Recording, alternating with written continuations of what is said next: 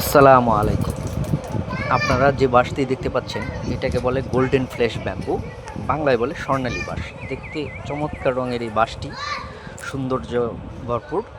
তো আজকে শেয়ার করব কিভাবে আপনি সহজেই বাঁশের চারা করতে পারবেন।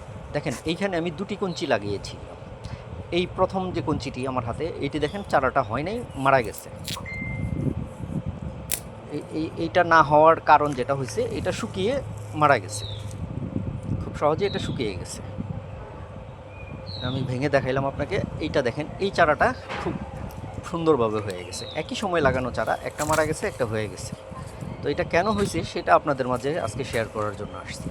এটা দেখেন, একটা বাঁশকুড়োল আমি লাগিয়ে রাখছিলাম। প্রথমে ভাবছিলাম এটা মারা গেছে, পচে গেছে উপর দিয়া, কিন্তু কিছুদিন পর দেখি এটার মধ্যে তিনটা কুশি এসে গেছে, এটাও হয়ে গেছে সুন্দরভাবে। তিনটা কুড়োল বেড়ে গেছে, এখানে তিনটা বাঁশ হয়ে যাবে এখান থেকে। এইটা দেখেন, মোটা একটা বাঁশ কেটে সেটা লাগিয়ে রাখছিলাম, এটাও সুন্দরভাবে হয়ে গেছে। তো এটা এত সহজে কেন হয়, সহজে কিভাবে বাঁশের চারা করবেন তার একমাত্র কারণ হচ্ছে এটা এভাবে পলিথিন দিয়ে পেঁচিয়ে দিবেন। আমি গ্রাফটিং টেপ দিয়ে পেঁচিয়ে দিছি। দেখেন দুটা কুঞ্চি আমি পেঁচিয়ে দিছি, ওই দুটাই হয়ে গেছে, বাকি হয়নি।